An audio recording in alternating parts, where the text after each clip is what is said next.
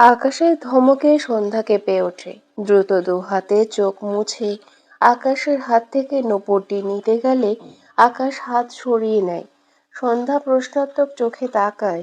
আকাশ পকেটে নূপুরটি রাখতে রাখতে বলে, ডিসিশন চেঞ্জ করেছি, নূপুরটি তুমি আর পাচ্ছ না। সন্ধ্যা অবাক হয়ে তাকায়। আকাশ গম্ভীর গলায় বলে, ছিচকাদুরি মেয়েদের ইচ্ছা পূরণ করি না আমি। সন্ধ্যা ঢোক গিলল। আকাশ উঠে দাঁড়িয়ে যেতে নিলে সন্ধ্যা দ্রুত আকাশের সামনে দাঁড়িয়ে ডান হাত পেতে ইশারায় নূপুরটি দিতে বলে। আকাশ মৃদু স্বরে বলে, বললাম তো হবে না। কথাটা বলে সন্ধ্যার পাশ কাটিয়ে যেতে নিলে সন্ধ্যা আবারও আকাশের সামনে দাঁড়িয়ে যায়। আকাশ ভ্রু কুঁচকে তাকায়, গম্ভীর গলায় বলে, সালাম দিতে বলেছিলাম, ভুলে গিয়েছো? সন্ধ্যা অসহায় দৃষ্টিতে তাকায়। গতকাল আকাশে দেখিয়ে দেওয়া অনুযায়ী ইশারায় সালাম দিল। এরপর ডান হাত পেতে মাথায় নাড়িয়ে বোঝায় তাকে নূপুরটি দিতে। আকাশ সন্ধ্যার দিকে চেয়ে মৃদু স্বরে বলে, আগে হাসো। সন্ধ্যা ভ্রু কুঁচকে তাকায়। বিরক্ত লাগছে তার। কি শুরু করেছে এই লোক? আকাশ একটু পিছিয়ে গিয়ে সন্ধ্যাকে ভালোভাবে অবলোকন করলো। সন্ধ্যার পরনে কালো শাড়ি। আকাশ মনে মনে হেসে বলে, আজ ভেতরে বাইরে সব কালো। Good decision. তবে গতকাল সাদা কালো ড্রেস কম্বিনেশন বেশ ভালো ছিল। সন্ধ্যা ভীষণ লজ্জা পায়। মাথা নিচু করে নেয়। লোকটি ভীষণ অসভ্যটাই। সন্ধ্যার ইচ্ছে করলো গালের মধ্যে দুটো থাপ্পড় বসিয়ে লোকটার অসভ্যতামি ছোটাতে। আকাশ সন্ধ্যার অবস্থা দেখে ঠোঁট কামড়ে হাসে। সন্ধ্যা হঠাৎ আকাশের দিকে এগিয়ে গিয়ে আকাশের পকেটে বাঁ হাত ঢুকিয়ে নূপুর পেয়ে যায়। সাথে সাথে নূপুরটি নিয়ে দৌড় দেয়। আকাশ সন্ধ্যার কাহিনী বোঝার আগেই সন্ধ্যা দৌড়ে ওয়াশরুমে গিয়ে দরজা আটকে দিয়েছে। আকাশ হতভম্ব হয়ে বিড়বিড় করে, কি বিচ্ছু। ওয়াশরুমের দিকে এগিয়ে গিয়ে জোর দিয়ে বলে, আবার না হেসে পালালি, বেয়াদব মেয়ে। সন্ধ্যা আকাশের কথাগুলো শুনতে পেয়ে ঢোক গিলল। হাতের নুপুর সামনে ধরে তাকিয়ে রইল। ঠোঁটের কোণে একটুখানি হাসি ফুটল। মন বলে, এমনিতে লোকটা ভালো না, আবার একটু একটু ভালো আছে। সে ধন্যবাদ দিত তাকে নুপুর ঠিক করে এনে দেওয়ার জন্য, কিন্তু লোকটা ভীষণ অসভ্যটাই। তাছাড়া নুপুরটা তো এই লোকটাই ছিঁড়েছিল। জীবনে ধন্যবাদ দিবে না সে লোকটাকে।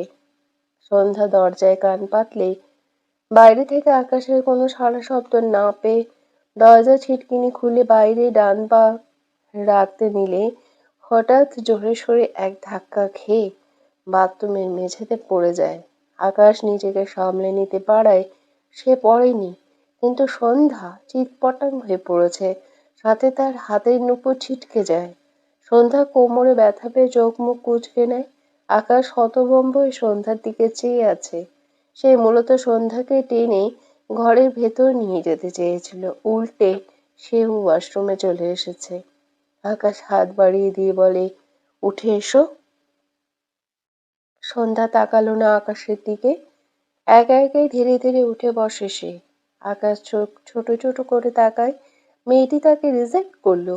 কি পরিমাণ বেয়াদব ভাবা যায়। আকাশ রেগে বলে, তোমার মাঝে তো দেখছি আদবের ছিটে ফোটাও নেই। দ্রুত আদবওয়ালি হও, নয়তো পানিতে চুবিয়ে আদব শেখাবো, বেয়াদব মেয়ে। সন্ধ্যা চোখ বড় বড় করে তাকায় আকাশের দিকে। আকাশ রেগে তাকিয়ে আছে।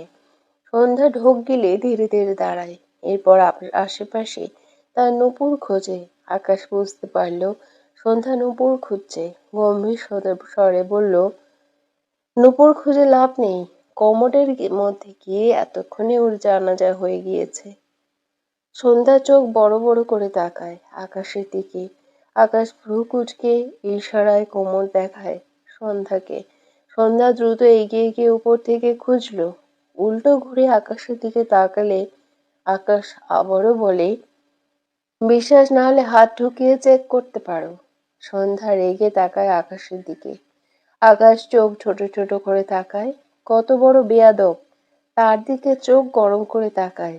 সন্ধ্যা টইটম্বর আঁখি দুটো নিয়ে আকাশের দিকে চেয়ে আছে। হাত দিয়ে ইশারায় বোঝায়, আপনি ভীষণ খারাপ লোক। আকাশ বুঝতে পেরে রেগে বলে, আর তুমি বেয়াদব। সন্ধ্যার চোখ থেকে না চাইতেই 2 ফোঁটা পানি গড়িয়ে পড়ে। আকাশ ঢোক গিলল। সন্ধ্যা দ্রুত ডান হাতে চোখ মুছে ওয়াশরুম থেকে বেরিয়ে যায়। এত খারাপ লাগছে তার। আগে দুটো টুকরো হয়ে থাকলেও তাও তার ভাইয়ের দেওয়া জিনিসটা তো ছিল, এখন তাও নেই। তার কপালটা এত খারাপ। আকাশ ওয়াশরুম থেকে বেরিয়ে এসে দেখলো সন্ধ্যা জানালার কাছে উল্টো হয়ে দাঁড়িয়ে আছে। আকাশের নিজেকে দুটো থাপ্পড় দিতে ইচ্ছে করলো। মেয়েটি তার ভাইয়ের দেওয়া নুপুরের জন্য কত কাঁদছিল, এখন সেটা পুরোপুরি নেই। আকাশ কি বলবে বুঝতে পারে না। সে তো নুপুরটি ঠিক করে এনেছিল একে দিবে বলে।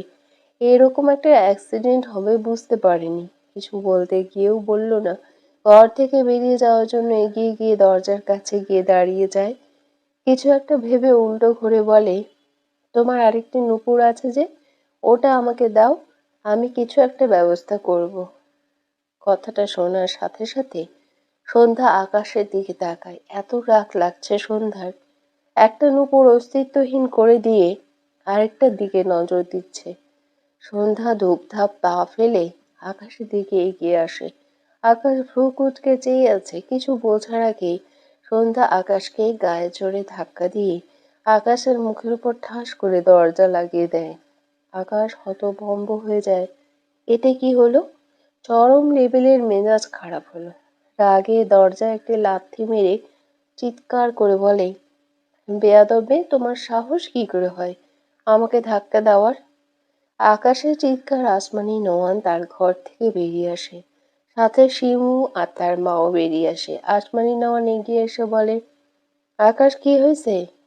আকাশ তার মায়ের দিকে চেয়ে দাঁতে দাঁত চেপে বলে, ওর সাহস কি করে হয় আমার মুখের উপর দরজা লাগানোর? আসমানি নোয়ান অবাক হয়ে বলে, এটা তো সন্ধ্যার ঘর, তুমি সন্ধ্যার ঘরের সামনে কি করতেছ? আকাশ থতমত খেয়ে তাকায়। নিজেকে সামলে রেগে বলে, যা ইচ্ছা করছি। আসমানি নওয়ান রেগে বলে, যা ইচ্ছা করতেছ মানে? যাও এখান থেকে। তুমি ওর আশেপাশে আসবা না, ওর ঘরের সামনেও আসবা না। আকাশ দাঁত কিরমির করে বলে, 100 বার আসবো, ঘরের সামনে আসবো, ঘরের ভেতরে যাব, ইচ্ছে হলে ওর বিছানায় ওর সাথে শুবো, ঘুমাবো। আকাশের কথা শুনে সকলে বিস্ময় দৃষ্টিতে চেয়ে আছে। আকাশ কথাগুলো বলে গটগট পায়ে সিঁড়ি বেয়ে উপরে উঠতে বলে, মেয়েটাকে আদব শেখাও, নয়তো ওর কপালে দুঃখ আছে বলে দিলাম। আকাশের খালা ভ্রু কুচকে বলে, তুমি কি সন্ধ্যাকে মানতে চাইছো বাবা? আকাশ বিরক্তি কণ্ঠে বলে, পারে এক মেনে নেওয়া এই বেয়াদব মেয়েকে কে মানবে? শিমু মাথা চুলকে বলে, ও খালামণি, তোমার ছেলে বউ মানবে না, আবার একসাথে ঘুমাতেও চায়। মনে হয় তুমি একটু বেশি ডিজিটাল ছেলে জন্ম দিয়েছ। আসমানি নওয়ান শিমুর কান টেনে টেনে বলে, এই ছেলে আমার মাথা পাগলা করলো, তুই আবার আমার পেছে লাগতেছিস কেন? শিমু কাঁদো কাঁদো মুখ করে বলে, ইস, কান ছাড়ো খালামণি। সৌম্য তার মামার সাথে কথা বলেছে। তাদের বাড়ির পাশে একটি ঘর বানিয়ে সৌম্য এখানে থাকবে জানিয়েছে। ভদ্রলোক অবাক হয়, কিন্তু খুশিও হয়। তিনি তাদের বাড়িতেই থাকতে বলেছে। কিন্তু সৌম্য তাতে সায় দেয়নি। সে আর সন্ধ্যা এখানে থাকলে একটা বাড়তি ঝামেলা হবে। সৌম্যর এখন জমি কেনার মতো টাকা নেই। তাছাড়া সৌম্য তো এখানে সারা জীবন থাকবে না। আপাতত এই জায়গাটাই পারফেক্ট মনে হলো। সন্ধ্যাকে একা রেখে গেলে চিন্তা মুক্ত থাকতে পারবে। সৌম্যর মামা সবকিছু ঠিক করে দিয়েছে। কয়েকজন মিস্ত্রি এনেছেন। তার আগে সব জিনিসপত্র সৌম্যর সাথে গিয়ে কিনে এনেছেন। সৌম্যর পরনে লুঙ্গি, গায়ে সেন্টো গেঞ্জি, জিনিসপত্র এনে কাপড় বদলেছে। এগিয়ে গিয়ে আধ বয়সী একজন লোককে জিজ্ঞেস করে, চাচা, কিছু করা লাগলে বলুন। ভদ্রলোক অবাক হয়ে বলে, তুমি কি করবা বাবা, তোমার কাজই তো করছি। সৌম্য মৃদু স্বরে বলে, আপনারা যা করছেন এটাই করব। বয়স্ক লোকটি হাসলো। কতবারই কাজ করে এমন অফার পায়নি, তাই অবাক হয়েছে, সাথে একটু হাসলো। সৌম্যর তার বাবার কথা মনে পড়ল। তার বয়স 6 থেকে 7 বছর হবে। তখন তার মা বেঁচে ছিল।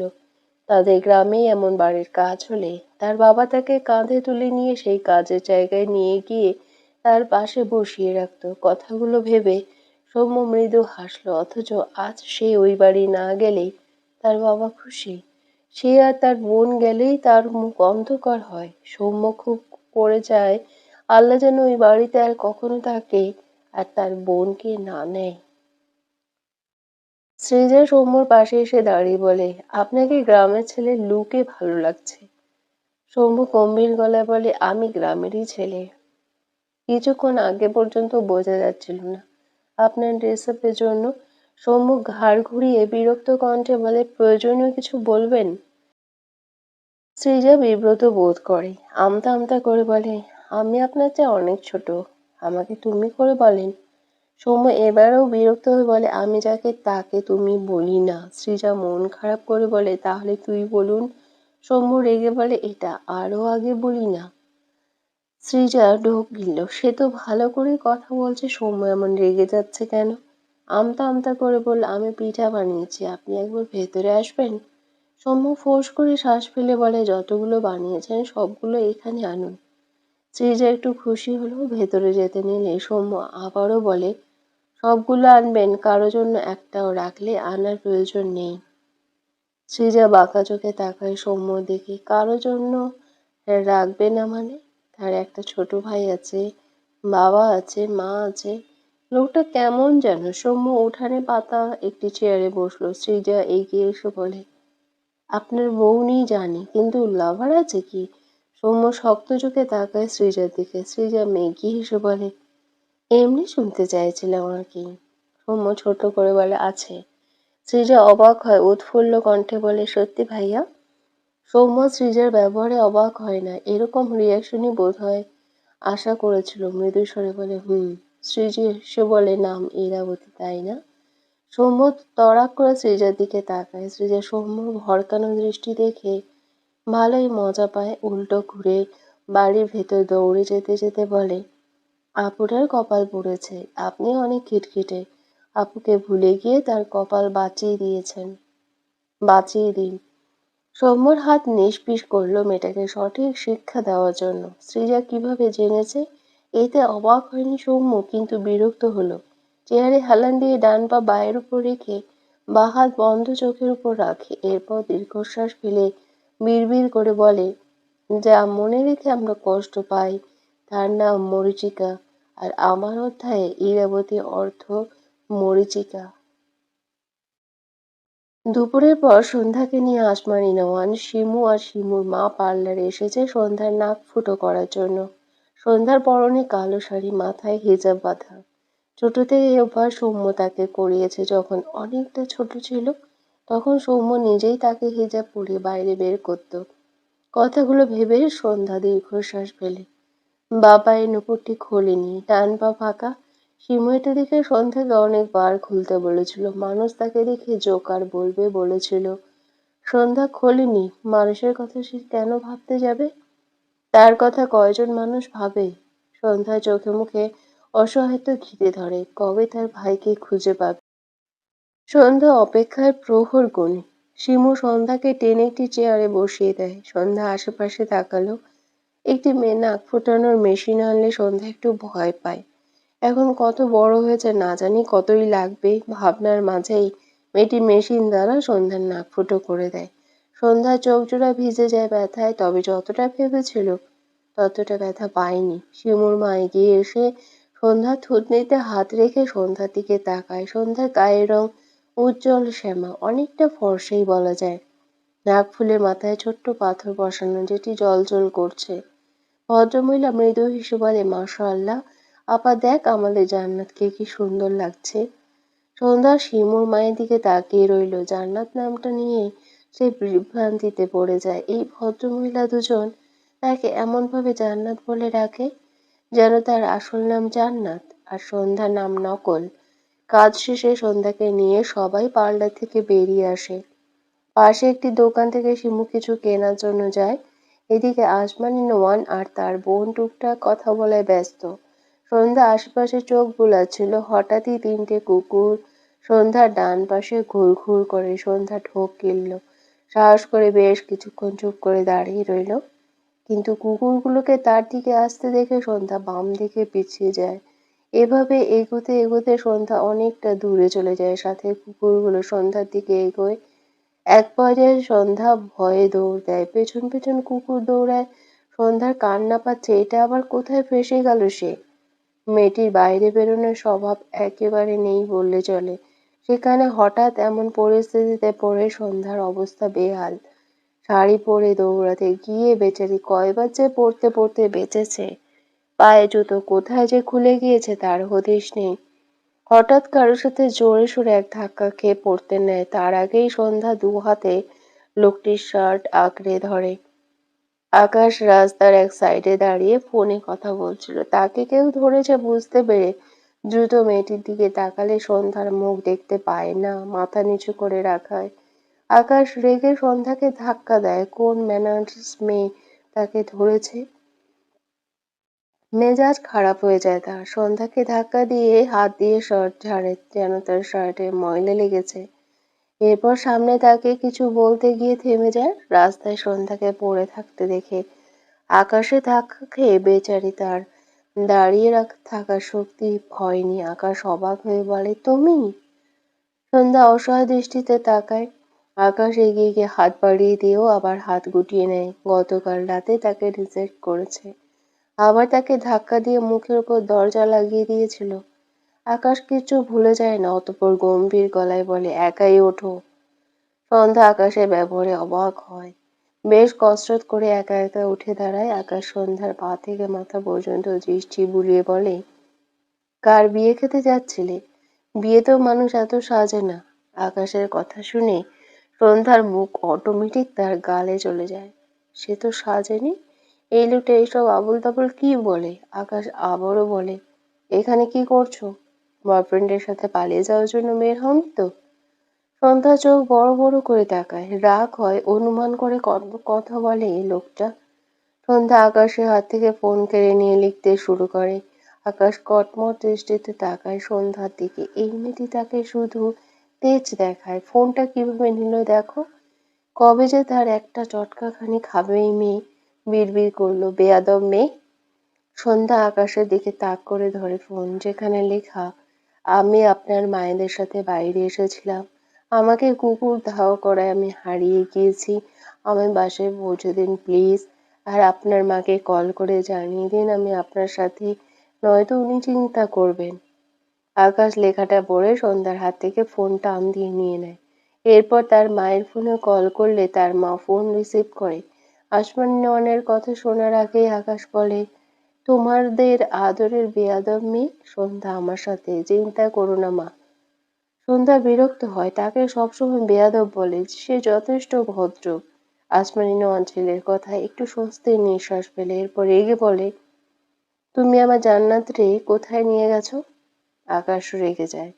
একে সে এনেছে, বাকি এই বেয়াদব মেয়ে তার কাছে এসেছে। অতঃপর মেজাজ দেখে বলে, আমি তোমার জান্নাতকে জন্তুদের সুস্বাদু খাবার বানানোর জন্য সুন্দরবন রওনা হচ্ছি। তোমার জান্নাতের সাথে একেবারে জান্নাতে গিয়ে দেখা করো। এখন ঘুমাও। বলেই খট করে কল কেটে দিল। সন্ধ্যা চোখ বড় বড় করে তাকায় আকাশের দিকে। আকাশ সন্ধ্যার দিকে তাকিয়ে বলে, কান ধরো। সন্ধ্যার কত অবাক হবে। আকাশ ধমকে বলে, কান ধরো ইডিয়েট। সন্ধ্যা ঝাঁকি দিয়ে ওঠে, হিজাবের উপর দিয়ে দু হাতে কান ধরল। আকাশ মনে মনে হাসে, তার সাথে বেয়াদবি করে কেউ ছাড় পায় না, এই মেয়েও পাবে না। অতঃপর গম্ভীর গলায় বলে, উঠ বস করো। সন্ধ্যা বিস্ময় চোখে তাকায়। যদিও এই রাস্তা ফাঁকা, মাঝে মাঝে দু একটা গাড়ি যাচ্ছে, তবু এভাবে বাচ্চাদের মতো করে কান ধরে উঠবস করবে? আকাশ সন্ধ্যাকে চুপ দেখে বলে, আমি গেলাম তাহলে। তোমার যেদিকে দু চোখ যায় চলে যাও, হ্যাপি জার্নি। কথাটা বলে আকাশ উল্টো খুললে সন্ধ্যা দ্রুত আকাশের শার্ট টেনে ধরে। আকাশ তার শার্ট ধরে রাখা সন্ধ্যার হাতের দিকে তাকালে সন্ধ্যা আকাশের শার্ট ছেড়ে দেয়। আকাশ সন্ধ্যার দিকে তাকালে সন্ধ্যা বোঝালো সে উঠবস করবে।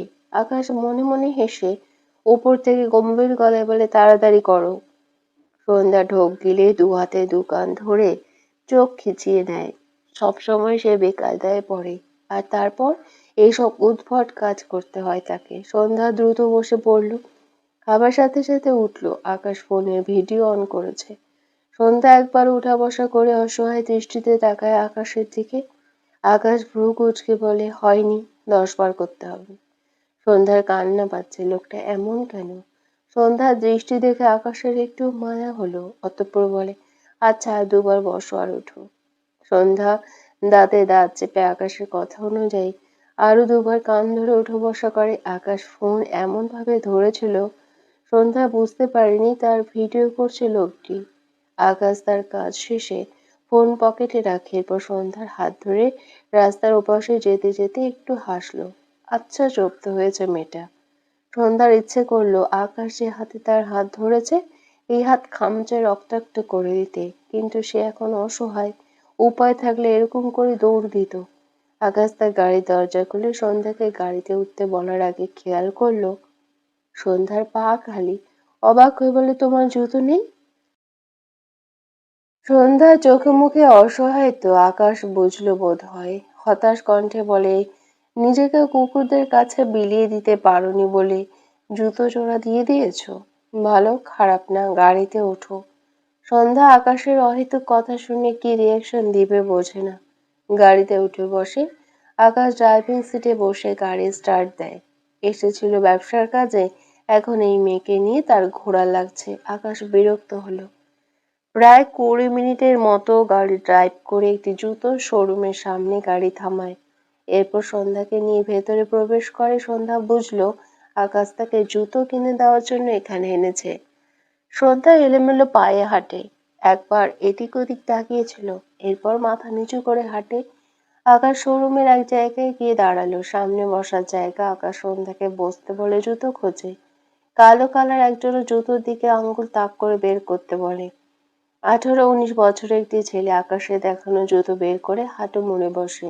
2 হাতে জুতো দুদিকে ভাঁজ করে, এক হাতে জুতো রেখে অপর হাত সন্ধ্যার দিকে বাড়িয়ে বলে, আপু আপনার পা আগায় দেন। সন্ধ্যা ইতস্তত বোধ করে, ডান পা ধীরে ধীরে এগিয়ে দেয়। আকাশ ভ্রু কুঁচকে চেয়ে আছে। ব্যাপারটা তার পছন্দ হচ্ছে না। এই ছেলে সন্ধ্যাকে জুতো পরাবে কেন? অদ্ভুত। সন্ধ্যা পা এগিয়ে দেওয়ার আগেই আকাশ একটা বসার টুল 2 হাতে টেনে নিয়ে বসে। এরপর বাবা জুতো সহ উঁচু জায়গায় রেখে বাঁ হাতে ছেলেটির গাল চেপে ধরে ধমকে বলে, বউ কার? ছেলেটি অবাক হয়। সন্ধ্যা ডান পা উপরে রেখেছে। আকাশের কথায় অবাক হয় মেয়েটা। ছেলেটি কি বলবে বোঝে না। সে তো জানে না মেয়েটি কার বউ। যেহেতু এই লোকটার সাথে এসেছে, এনারই হবে। সে অনুযায়ী ছেলেটি বলে, স্যার আপনার। কথাটি বলার সাথে সাথে আকাশ ছেলেটির বাম গালে থাপ্পড় মেরে দেয়। অতঃপর রেগে বলে, বউ আমার, পায়ে হাত দিচ্ছিস তুই? হিসাব তো মিলল না, তাই একটা ডোজ দিলাম। এরপর আকাশ ছেলেটির হাত থেকে জুতো নিয়ে বসা থেকে উঠে দাঁড়ায়।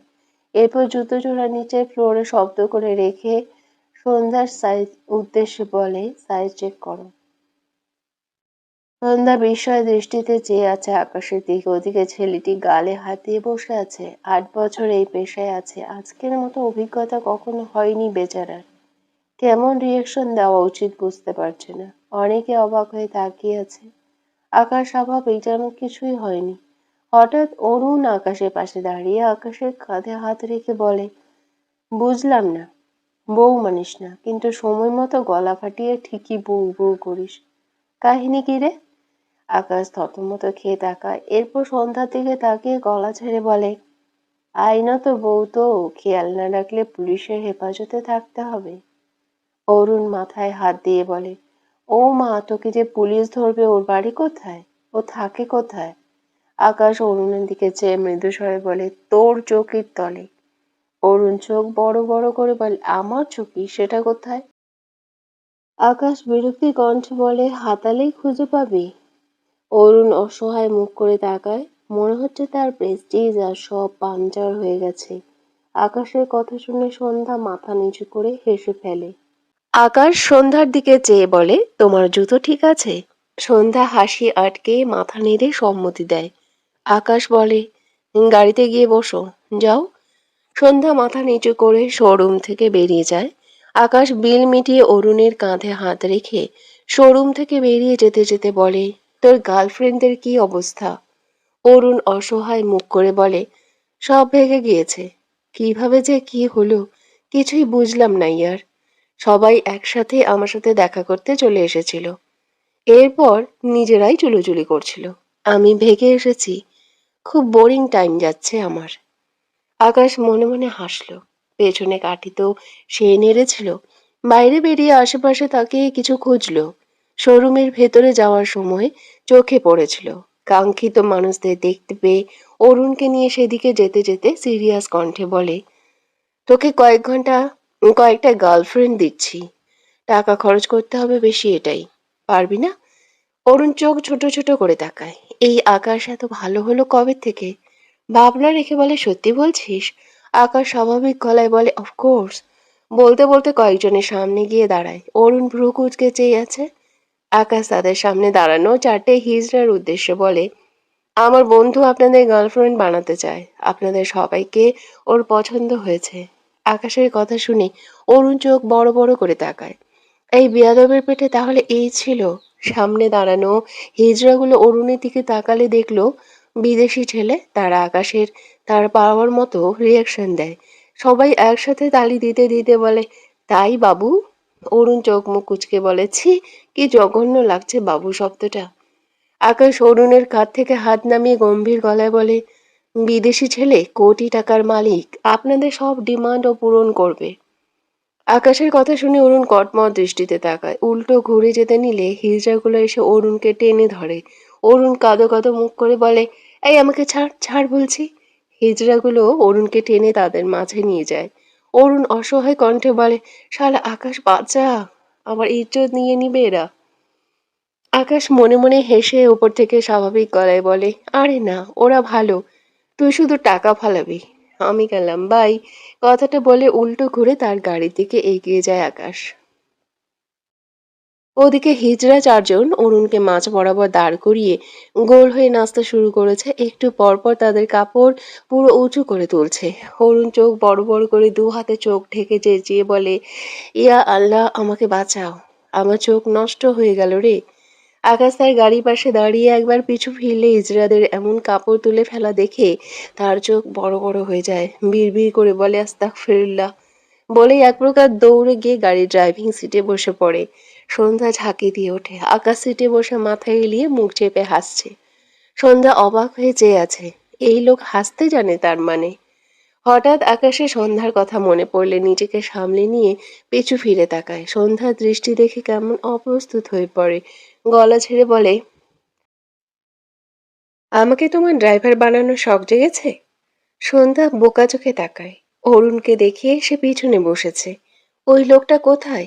আকাশ সন্ধ্যাকে এখনো বসে থাকতে দেখে বিরক্ত হয়ে বলে, তাড়াতাড়ি সামনে আসো, নয়তো নেমে যাও গাড়ি থেকে। সন্ধ্যা থমথমে মুখে নামে গাড়ি থেকে। আকাশ গাড়ি দরজা খুলে এক পা ভেতরে রেখে আরেক পা বাইরে রেখে বা বাহাত গাড়ির ছাদে রেখে পেছনে তাকায়। মূলত অরুণের অবস্থা দেখতে চাইছে সে।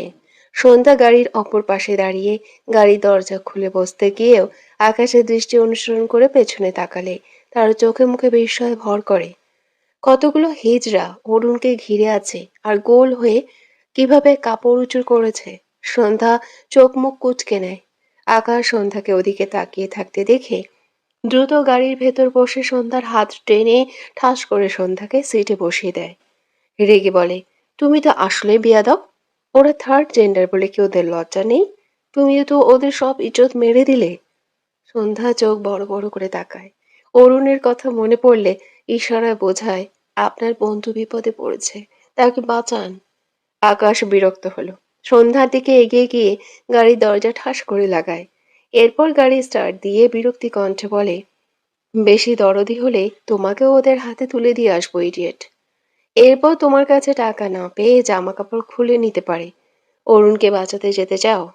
সন্ধ্যা কপালে ভাঁজ ফেলে আকাশের দিকে চেয়ে আছে। আকাশ একবার সন্ধ্যার দিকে তাকায়। এরপর গাড়ি স্টিয়ারিং ঘোরাতে ঘোরাতে বলে, মনে হচ্ছে তুমি ওদের জামা কাপড় দিতে চাইছো। ওকে ফাইন, উইদাউট ড্রেসে মেয়েদের খারাপ লাগে না। সন্ধ্যা রেগে তাকায় আকাশের দিকে। কি পরিমাণ বেয়াদব হলে এসব কথা বলে দেখো, কি বজ্জাত লোক। আকাশ সন্ধ্যার দৃষ্টি রেখে দেখে রেগে বলে, আবার বেয়াদবি? কথাটা বলে হঠাৎই গাড়ি ঘুরিয়ে নেয়। সন্ধ্যা পড়তে পড়তে বেঁচে যায়। অবাক হয়, এই লোক সত্যি সত্যি তাকে ওদের কাছে রেখে আসবে নাকি।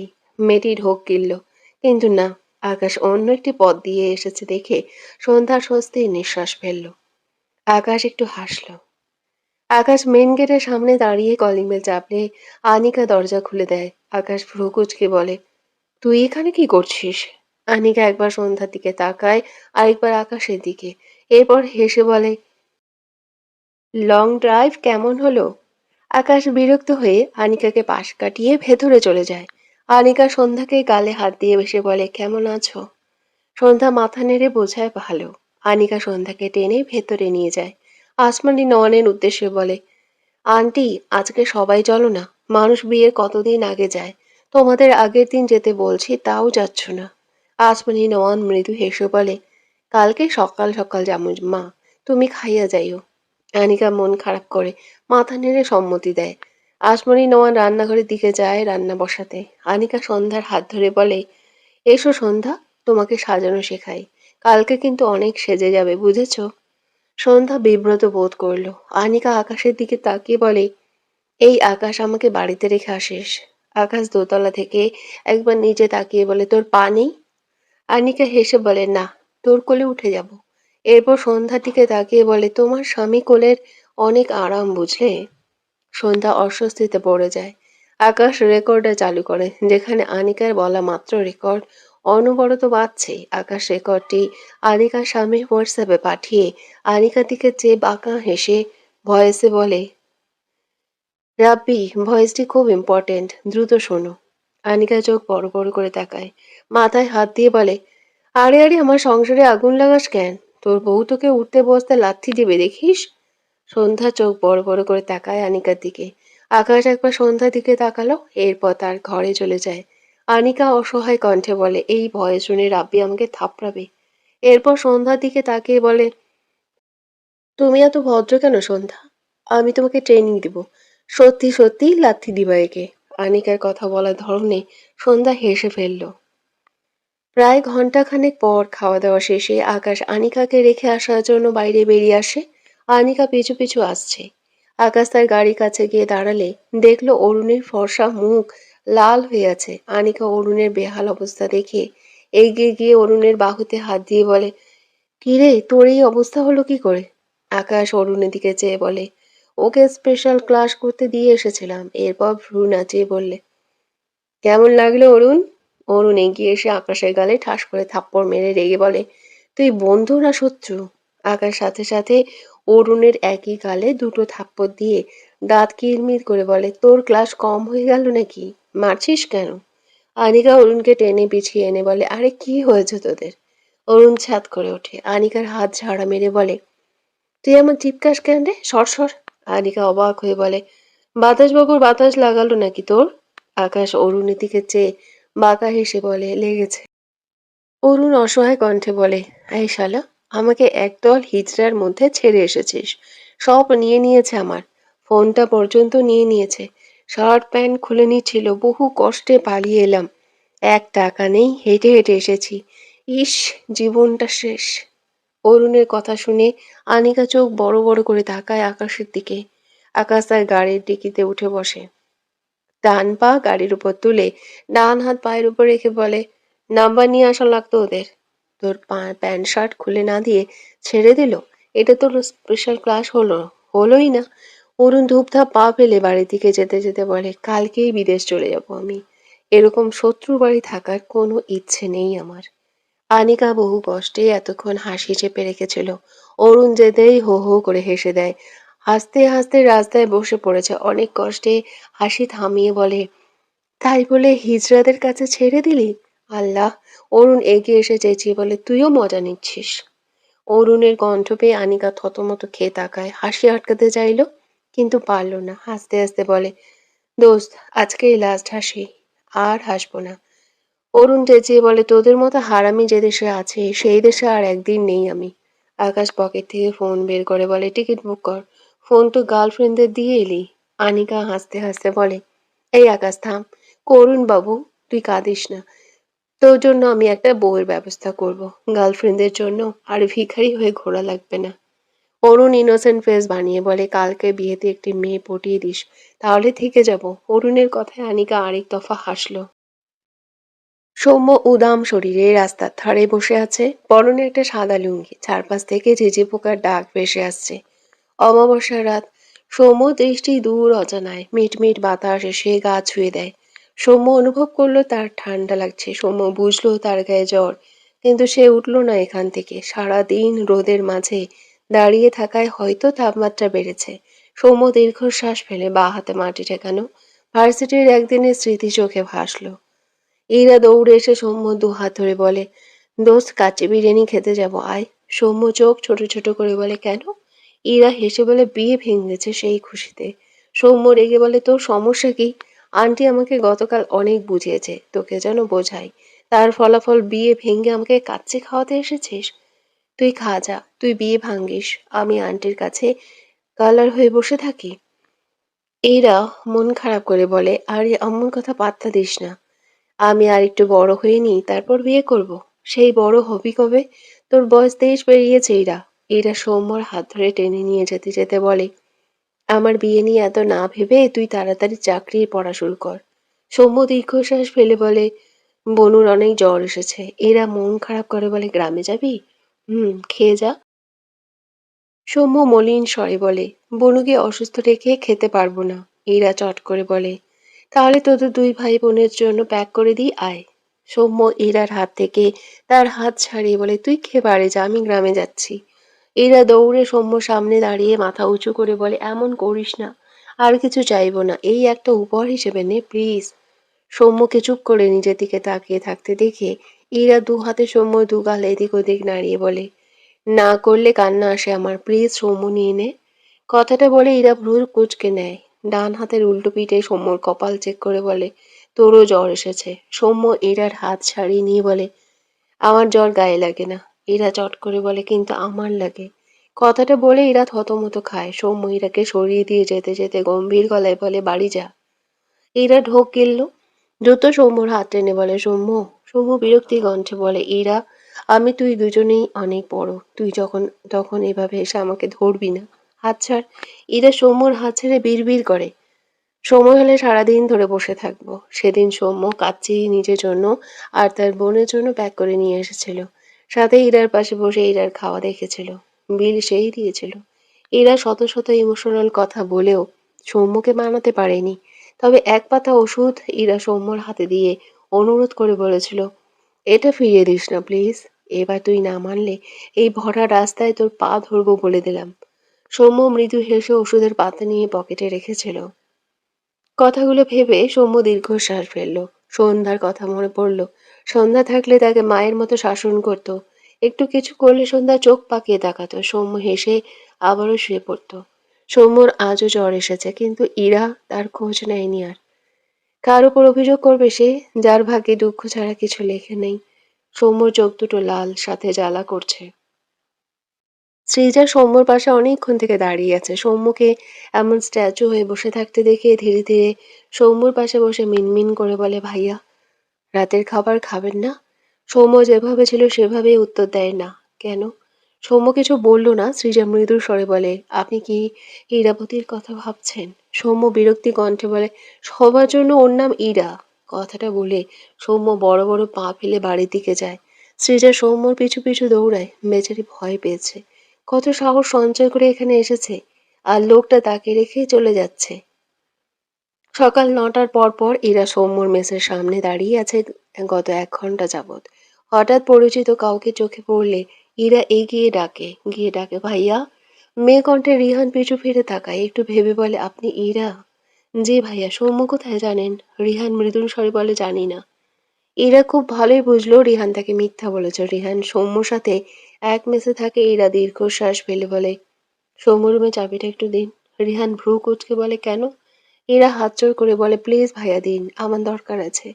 রিহান দিতে রাজি হয় না। ইরা বেশ অনেকক্ষণ জোরাজুরি করে রিহানের থেকে চাবিটা নেয়। এরপর সে সৌম্যর ঘরে যায়। সৌম্যর ঘরে তেমন কিছু নেই। একটি চৌকি পাতা, সাথে একটি আলনা, সেখানে কাপড় রাখা, আর একটি ছোট কাঠের টেবিল। ঘরের এক কোণে কিছু হাঁড়ি পাতিল রাখা। ইরা সৌম্যর টেবিলের সামনে গিয়ে বসে। অনেকটা সময় চুপচাপ বসে থাকে সেখানে। একটি ছোট্ট ডায়েরি পায়। ডায়েরিটি উল্টে পাল্টে দেখে, এরপর ডায়েরিটি হাতে নিয়ে রুম থেকে বেরিয়ে রুমে তালা দেয়। রিহান ইরার পেছনে দাঁড়িয়ে বলে, চাবি দিন। ইরা রিহানের পাশ কাটিয়ে যেতে যেতে বলে, সৌম্যকে আমার থেকে চাবি নিয়ে আসতে বলবেন। রিহান রেগে বলে, আপনি চাবি দিন আপু। সৌম্য আবার আমার উপর রাগ করবে। ইরা রিহানের দিকে তাকিয়ে মৃদু হেসে বলে, আপনি সৌম্যর বন্ধু, একটু রাগ না হয় সহ্য করলেন। রিহান বিরক্তি কণ্ঠে বলে, আপনি চাবি দিন। ইরা শুনল না। রিহান হঠাৎই বলে, আপনার মতো মেয়েকে সৌম্য পছন্দ করে না। রিহানের কথায় ইরার পা থেমে যায়। উল্টো ঘুরে অবাক হয়ে বলে, মানে? রিহান ইরার পোশাকের দিকে একবার চোখ বুলায়, এরপর বলে, এসব পোশাক সৌম্য পছন্দ করে না। ইরা নিজের দিকে তাকালো। তার পরনে একটি জিন্স প্যান্ট, উপরে টপ, গলায় একটি স্কার্ফ ঝোলানো। অতঃপর রিহানের দিকে তাকিয়ে অবাক হয়ে বলে, সৌম্য এসব ব্যাপারে আমাকে কখনো কিছু বলেনি তো। রিহান তার রুমে যেতে যেতে বলে, কারণ আপনি সৌম্য নন। কথাটা শুনে ইরা চোখ জোড়া ভরে ওঠে। বাক্যটি ছোট, অথচ ইরার হৃদয়ে আঘাত হানল তীব্রভাবে। বিড়বিড় করে বলল, সৌম্য। শিমু সন্ধ্যাকে পার্পেল কালার জর্জেটের একটি খুব সুন্দর শাড়ি পরিয়ে দিয়েছে, সাথে ম্যাচিং করে হিজাব পরিয়েছে।